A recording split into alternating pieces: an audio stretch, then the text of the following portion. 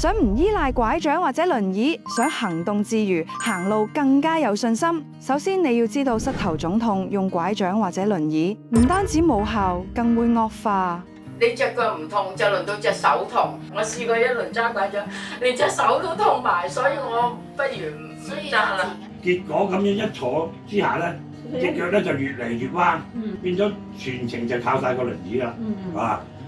膝矯形器 K39D 可以幫到你。事實上，膝頭腫痛係因為骨磨骨而產生骨粉，刺激到關節腔內或者滑膜分泌過量滑膜液，導致膝頭腫痛。拐杖或者輪椅冇辦法避免骨磨骨，長期依賴輔助工具可能導致周圍肌肉嘅萎縮，而且受力不平衡，另一隻腳都會惡化。好在而家有膝矯形器 K39D， 利用3點矯力將膝關節內側打開，避免骨磨骨嘅情況，長久有效解決膝骨性關節炎引起嘅腫痛問題。佢呢個架俾到隻腳有力嘅時候，你自然個人就有信心啲㗎。你行步路咧，都嗰個步伐都可以大啲啦。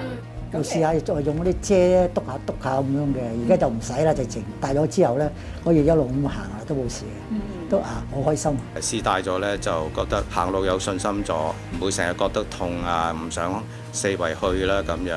產品係攜帶式，可隨身隨時隨地佩戴，冇風險，更實惠。經過多位用家實證，超過5000位客戶滿意，從根源解決問題，長久見效。快啲預約，免費試戴。